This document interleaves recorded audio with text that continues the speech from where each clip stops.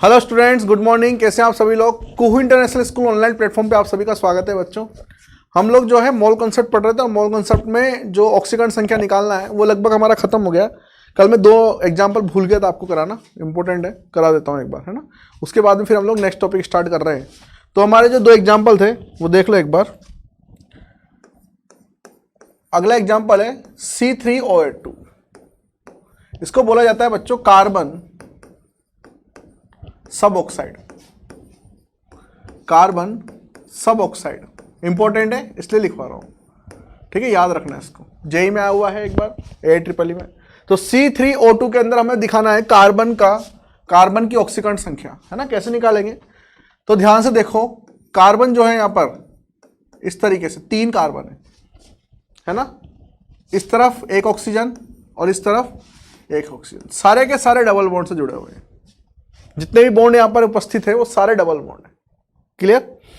अब देखो, हमें पता है कि हम लोग ऑक्सीकरण संख्या स्ट्रक्चर से कैसे निकालते हैं, ये तो पता होगा आपको। कार्बन से ऑक्सीजन की ज्यादा है तो ये -2, ये +2, ये -2 तो ये +2। अब ये कार्बन दोनों तरफ ही कार्बन से जुड़ा हुआ है तो उसके ऊपर आवेश कितना आएगा, 0। तो ध्यान रख लो, यहाँ पे 3 तरह के कार्बन है। कार्बन फर्स्ट नाम दे दो उसको, ये सेकेंड और ये थर्ड। पहला और तीसरा जो कार्बन है उसकी कितनी है, +2, और बीच वाले कार्बन की कितनी है, 0। ये ऑक्सीकरण संख्या है यहाँ पे कार्बन की। क्लियर, इजीली निकाल सकते हो अब तो आप।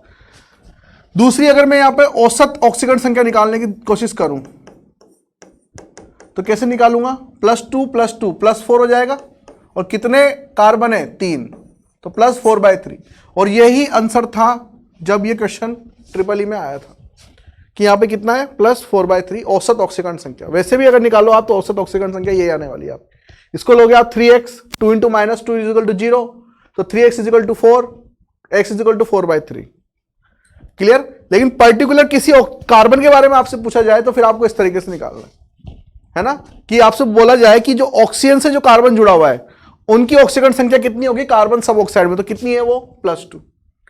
क्लियर। और ऐसा कार्बन जो दोनों तरफ कार्बन से जुड़ा हुआ है किसमें, कार्बन सब ऑक्साइड में, उसकी ऑक्सीकरण संख्या कितनी है, 0। तो इसको बोलते हैं कार्बन सब ऑक्साइड। ओके, चलो आगे चलते हैं।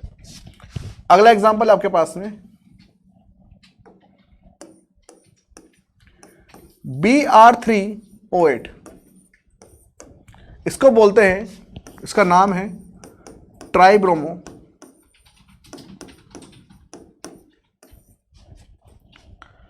Octa oxide. Tribromo octa oxide. Octa मतलब 8, ठीक है। इसमें भी आप ब्रोमीन का निकालोगे तो पहला तरीका तो यही है, 3x + 8 - 2 = 0। तो आपके पास में x = कितना आ जाएगा, 16/3।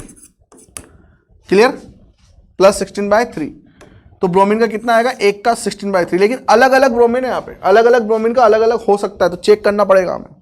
तो हम लोग क्या करेंगे, इसकी संरचना पे जाएंगे। ये ब्रोमीन, ये ब्रोमीन, ये ब्रोमीन, इधर ये double bond oxygen, double bond oxygen, double bond oxygen, ये डबल बॉन्ड ऑक्सीजन, ये डबल बॉन्ड ऑक्सीजन, ये double bond oxygen, double bond oxygen, double bond oxygen.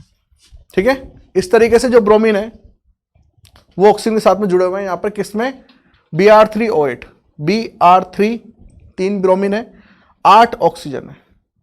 Clear. अब ध्यान से देखो, हमें इनका ऑक्सीकरण संख्या देखनी है, हर ब्रोमीन की अलग अलग। वैसे औसत तो मैं आपको बता चुका हूं, ब्रोमीन की कितनी है, 16/3। ठीक है। आपसे पूछा जाए कि ट्राइब्रोमो ऑक्टा ऑक्साइड के अंदर ब्रोमीन की ऑक्सीकरण संख्या कितनी है, तो 16/3 है। लेकिन पर्टिकुलर किसी ब्रोमीन के बारे में पूछा जाए आपसे तो फिर आपको कैसे निकालना है वो आपको ध्यान रखना है। ये -2 है, ये -2 है, ये -2 है। इस -2 की बेसिस पे कितना आ जाएगा, +2। इस -2 की बेसिस पे कितना आ जाएगा, +2। इस -2 की बेसिस पे कितना आ जाएगा, +2। टोटल मिलाकर इस ब्रोमीन की कितनी होगी, +6। क्लियर। इस ब्रोमीन पे ध्यान से देखो तो ये -2, ये -2, तो यहाँ पे कितना आ जाएगा टोटल मिलाकर, ये इसकी वजह से इस पे +2 और इसकी वजह से इस पे +2, नीचे वाले की वजह से टोटल मिलाकर यहाँ पे कितना आ जाएगा आपके, +4। क्लियर। ये +6, ये +4, ये वाला ब्रोमीन बिल्कुल ऐसा का ऐसा है, तो इस पे भी कितना आ जाएगा बच्चों, +6। तो यहां पर अगर तुम ध्यान से देखो तो 2 ब्रोमीन ऐसे हैं अंतिम वाले जिनमें +6 ऑक्सीकरण अवस्था है, और जो बीच वाला ब्रोमीन है उस पर +4 ऑक्सीकरण अवस्था है।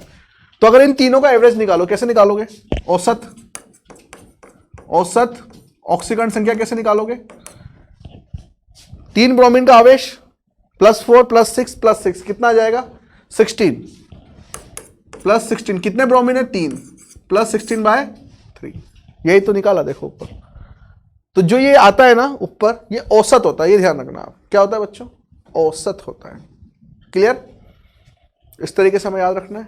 ओके, चलो ये हमारा खत्म होता है यहां पर, है ना। तो ये मान लीजिए आप, जो हमारी सेकंड बुक का जो पहला चैप्टर है रेडॉक्स, उसका हम लोगों ने आधा पार्ट खत्म कर चुके हैं। आधा पार्ट जो है मैं बाद में खत्म कराऊंगा जब हम लोग रियल में ऑक्सीडेशन रेडॉक्स अभिक्रिया पढ़ेंगे। ये मैंने इसलिए खत्म करवाया क्योंकि इसकी जरूरत हमें कदम कदम पे पढ़ने वाली है। उस चैप्टर तक पहुंचने से पहले ही हमें इनकी जरूरत पड़ना शुरू हो जाएंगी। तो इसलिए मैंने आपको ये सारी चीजें करवा दी हैं इसी चैप्टर के अंदर, क्योंकि इस चैप्टर का नाम क्या है? Some basic concept of chemistry, है ना, रासायनिक विज्ञान की मूलभूत अवधारणाएं। तो ये मूलभूत चीजें हैं जो हम लोग पढ़ रहे हैं यहाँ पर, है ना। तो हम लोगों ने ऑक्सीकरण अवस्था निकालना भी सीख लिया है, ऑक्सीकरण अपचयन की परिभाषा वगैरह सीख लिया है। क्लियर?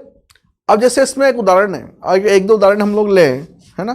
कैसे? देखो, मैंने आपको स्टार्टिंग में आपको पता हो तो ऑक्सीकरण अपचयन की परिभाषा बताई थी तीसरी, जिसमें ऑक्सीकरण संख्या का बढ़ना क्या होता है? ऑक्सीकरण, और ऑक्सीकरण संख्या का घटना क्या होता है? अपचयन, है ना। तो ध्यान से देखो, मान लीजिए क्वेश्चन आपके पास में A + B + 2, ये A + 4 है ना। यहां पे आपके पास में है B + 4 + A + 2। इसमें आपसे पूछा जाए किसका ऑक्सीकरण हो रहा है, किसका अपचयन हो रहा है, तो कैसे बताओगे? तो ध्यान से देखो, ये +4 है, ये +2 है। यहां पे ऑक्सीकरण संख्या लिखी हुई है ऊपर, ऑक्सीकरण संख्या का घटना, ये ऑक्सीकरण संख्या घट रही है, देखो +4 से +2। ऑक्सीकरण संख्या का घटना, ये आपके पास में क्या हो जाएगा? अपचयन। क्लियर? यहां पर B + 2 से किस में जा रही है? B + 4 में। B + 2 से +4 मतलब ऑक्सीकरण संख्या का बढ़ना। ऑक्सीकरण संख्या का बढ़ना क्या हो जाएगा? ऑक्सीकरण। तो इसमें सारे क्वेश्चन आपको इसी तरीके से करने हैं बच्चों। क्लियर? जैसे ध्यान से देखो, एक एग्जांपल में लिख रहा हूं यहां पे, उदाहरण है आपके पास में Fe + 2 + MnO4-, यहां पर आपके पास में लिखी हुई है Fe + 3 + Mn + 2, है ना। यहां पे एक चीज लिखी हुई है अम्लीय, है ना। इसका मतलब मैं बाद में बताऊंगा आपको, अभी के लिए सिर्फ लिख लो आप। तो Fe + 2 से Fe + 3, MnO4- से Mn + 2। अब ध्यान से देखो, इसमें हमें क्या बताना है? ऑक्सीकरण अपचयन बताना है। कैसे बताएंगे? तो ध्यान से देखो, Fe + 2 से किस में जा रहा है? ये Fe + 3 में। तो यहां पर +2 से +3 में जा रहा है। ऑक्सीकरण संख्या जो ऊपर लगी हुई है, जो आवेश है इनमें, ध्यान रखना, अगर सिंगल मेटल लिखा हुआ है ना, एकल परमाणुिक धातु लिखी हुई है और उस पर कोई आवेश लिखा हुआ है, तो वही उसका क्या हो जाएगा? ऑक्सीकरण संख्या हो जाएगी, है ना। तो ये इसकी ऑक्सीकरण संख्या ही है, +2 से +3। +2 से +3 में जा रहा है मतलब ऑक्सीकरण संख्या बढ़ रही है। ऑक्सीकरण संख्या मतलब ऑक्सीडेशन नंबर बढ़ रहा है, ये बढ़ रहा है, तो यहां पे क्या हो जाएगा? ऑक्सीकरण। क्या हो जाएगा? ऑक्सीकरण। क्लियर? अब इसके अंदर हमें चेक करना है, इसके अंदर कैसे चेक करोगे? यहां से यहां चेक करना है। किसको चेक करना है? मैग्नीज को। लेकिन यहां पे मैग्नीज का मुझे ऑक्सीकरण संख्या निकालनी पड़ेगी। कैसे निकालोगे? MnO4- आयन में ऑक्सीकरण संख्या किसकी निकालनी है? मैग्नीज की। तो X ले लो, प्लस ऑक्सीजन की जन सामान्य कितनी होती है? -2। ये आवेश एक तरीके से तो माइनस के बराबर होगा, -1। तो X बराबर कितना हो जाएगा आपके पास में? ये उधर जाएगा +8 -1 मिला के +7। तो MnO4- में मैग्नीज की ऑक्सीकरण अवस्था कितनी आएगी? +7। MnO4- आयन में, MnO4- आयन कौन सा आयन है? Permanganate ion. परमैंगनेट आयन में कितनी होगी? +7 मैग्नीज की, और वहां पे क्या है? +2। तो मुझे बताओ यहां पे ऑक्सीडेशन नंबर, ऑक्सीकरण संख्या क्या हो रही है? डिक्रीज, डाउन हो रही है, कम हो रही है। इसका मतलब यहां पे क्या हो रहा होगा? अपचयन। तो सारे एग्जाम्पल ऐसे ही करने हैं तुम्हें। क्लियर? ऑक्सीकरण अपचयन आपको बताते चलना है तीसरे आधार पर। तीसरा आधार मतलब ऑक्सीकरण संख्या के आधार पर। हमने 3 परिभाषा पढ़ी है, एक हाइड्रोजन ऑक्सीजन की टर्म्स, दूसरी बताओ इलेक्ट्रॉन की टर्म, तीसरी ऑक्सीकरण संख्या की टर्म। क्लियर? इन तीनों ही परिभाषाओं में आप किसी भी तरीके से कर लो, ऑक्सीकरण अपचयन किसी भी तत्व के चेंज नहीं होंगे। जिसका ऑक्सीकरण हो रहा है तीनों में ही ऑक्सीकरण होगा उसका, तीनों परिभाषाओं के द्वारा। जिसका अपचयन हो रहा है तीनों परिभाषा के द्वारा उसका अपचयन होगा। क्लियर? तो ये हमारा समाप्त। आगे जो है अब हम लोग देख रहे हैं एक और मूलभूत अवधारणा है ना, जिसका नाम है कक्षकों का आकार। ठीक है, कक्षक क्या होते हैं ये मैं आपको बता चुका हूं पहले भी कि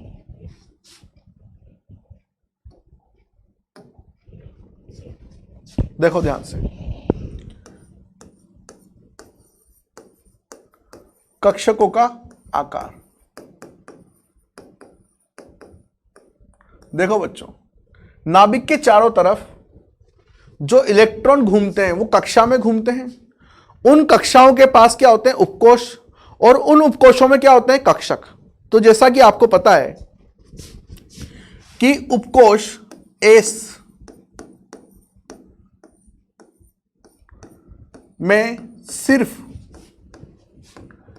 एक ही कक्षक होता है, एक ही कक्षक होता है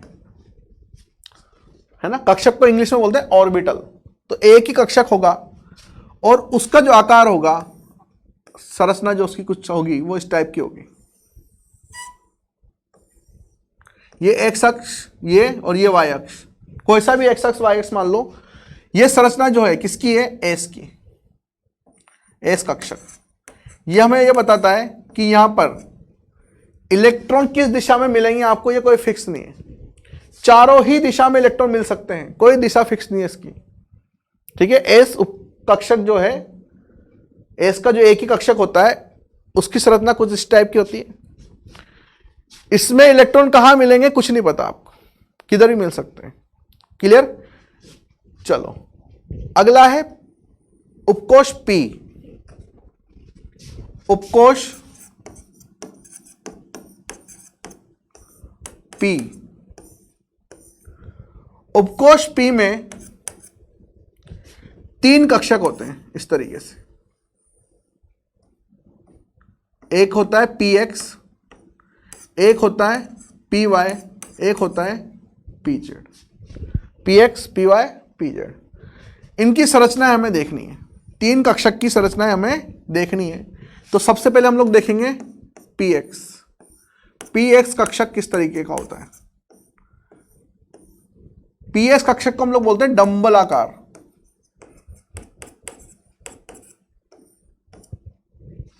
ठीक है, अच्छा, जो एस उपकोष है उसमें इलेक्ट्रॉन पाए जाने की प्रायिकता हर तरफ है, इसलिए इसको बोला जाता है दिशाहीन। दिशा नहीं है इसमें, नॉन डायरेक्शनल।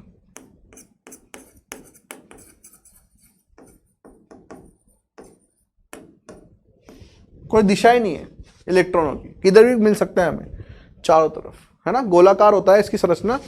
ये कौन सी संरचना है इसकी? गोलाकार।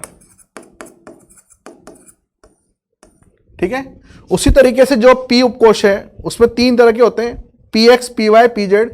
तीनों का आकार डंबलाकार है लेकिन अक्ष अलग अलग होते हैं। जैसे पी एक्स में ये एक्स अक्ष है, तो डंबल जो बनेगा वो यहां बनेगा इस तरीके से। इसको हम लोग बोलेंगे पी एक्स कक्षक। ठीक है, ये हमें ये बता रहा है कि यहां पे इलेक्ट्रॉन एक्स अक्ष पर पाए जाते हैं, अक्ष पर पाए जाएंगे। ये कक्षक हमें किसके बारे में बता रहा है? पी एक्स, कि यहां पे इलेक्ट्रॉन एक्स कक्ष पर, अक्ष पर पाए जाएंगे। क्लियर? उसी तरीके से ये बना लो आप सीधे सीधे, है ना। अगला है पी वाई। पी वाई कक्षक। पी वाई कक्षक मतलब कि नाम से पता लग गया होगा अब आपको कि यहां पे इलेक्ट्रॉन कहां पाए जाएंगे? वाई एक्स पर, आकार इसका भी क्या होने वाला है, डंबलाकार। तो देखो कैसे बनेगा वो, मान लीजिए ये y अक्ष अब की बार, तो ये इस तरीके से, यहां पे इलेक्ट्रॉन y अक्ष पर पाए जाएंगे। क्लियर। अगला है pz कक्षक। अच्छा, इलेक्ट्रॉन जितने भी है वो दिशा वाले हैं, ठीक है, डायरेक्शनल इलेक्ट्रॉन से सारे, दिशाहीन नहीं अब की बार, क्योंकि वो अक्ष बता रहे हैं कि कहां पे इलेक्ट्रॉन पाए जाएंगे। क्लियर। लिख लेना चाहो तो pz कक्षक, z अक्ष बनाओ और वहां पे डंबल बना दो, ये x ये y और बीच में यहां पे क्या आएगा, सॉरी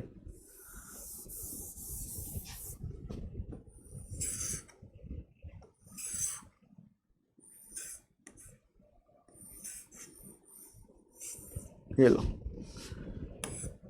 ये आपके पास में कौन सा है, जेड, ये आ जाएगा आपके पास जेड, ठीक है, ये जेड अक्ष। तो इलेक्ट्रॉन कहां पाए जाएंगे, यहां पर जेड अक्ष पर। तो ये आकार है किसके, पी एक्स, पी वाई और पी जेड, मतलब पी उपकोष में 3 कक्षक पाए जाएंगे, ठीक है। एस में सिर्फ एक उपकोष, एक एस उपकोष में सिर्फ एक कक्षक पाया जाएगा, उसका नाम एस ही है ना, कोई स्पेशल नाम नहीं है उसका। अगला है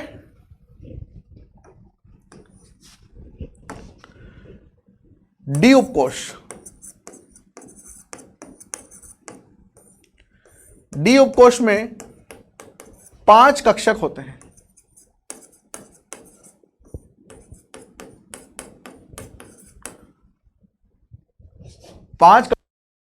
होते हैं, ठीक है।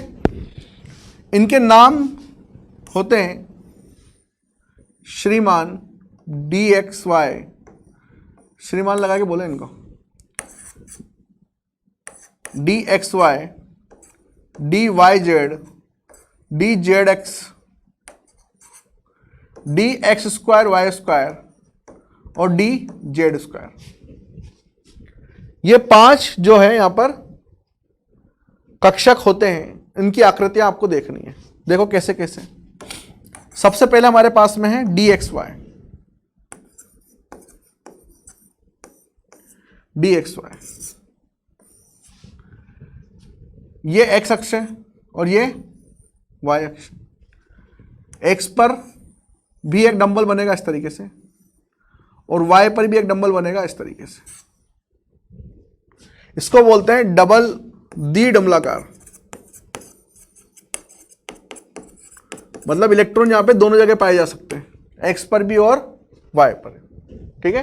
द्विडंबलाकार आकृति होती है इसकी, दिशाहीन नहीं होते, ये दिशात्मक होते हैं। इनके गुण कितने होते हैं, इलेक्ट्रॉन दिशात्मक गुण के होते हैं, जैसे ऊपर P X P Y P Z में हो रहे थे, दिशात्मक गुण के होते हैं, ठीक है। यह है डी एक्स वाई, एक्स अक्ष पर भी डंबल और वाई अक्ष पर भी डंबल। सॉरी सॉरी सॉरी, गलत है ये, मेरा ध्यान एसी पे क्या गया, मैंने यहां पर डंबल अक्ष पे बना दिए।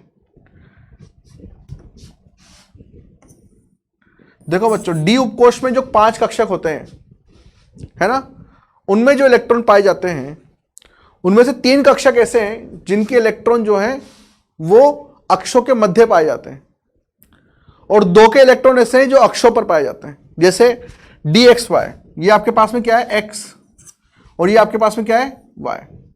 तो एक्स और वाई जो है यहां पर अक्षों पर इलेक्ट्रॉन नहीं पाए जाते, अक्षों के मध्य इलेक्ट्रॉन पाए जाते हैं। जैसे एक्स के मध्य एक इलेक्ट्रॉन, एक्स और वाई के मध्य ये वाला, फिर ये वाला है, तो अभी भी डी डंबलाकार है, लेकिन इलेक्ट्रॉन कहां पाए जा रहे हैं, अक्ष के मध्य। तो डी एक्स वाई में ध्यान रखना आप, डी एक्स वाई में इलेक्ट्रॉन अक्षों के मध्य पाए जाते हैं, अक्षों के मध्य पाए जाते हैं, ठीक है। उसी तरीके से D Y Z, D Y Z को आप ध्यान से देखो तो ये हो जाएगा y, ये हो जाएगा जेड, है ना। अक्ष, मैंने अक्ष के नाम चेंज कर दिए हैं, है ना, आकृति तो वही बनने वाली है, ये डी वाई जेड हो जाएगा। उसी तरीके से D Z X,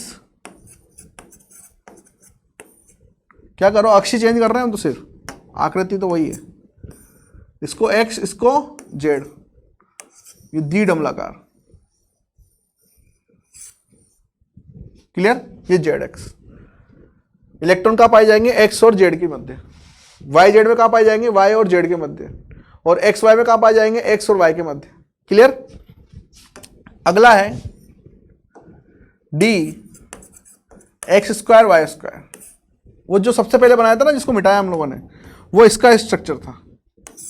D X square Y square में इलेक्ट्रॉन एक्स अक्ष पर और वाई अक्ष पर पाए जाते हैं, ये एक्स और ये वाई, ये ध्यान रखना आप।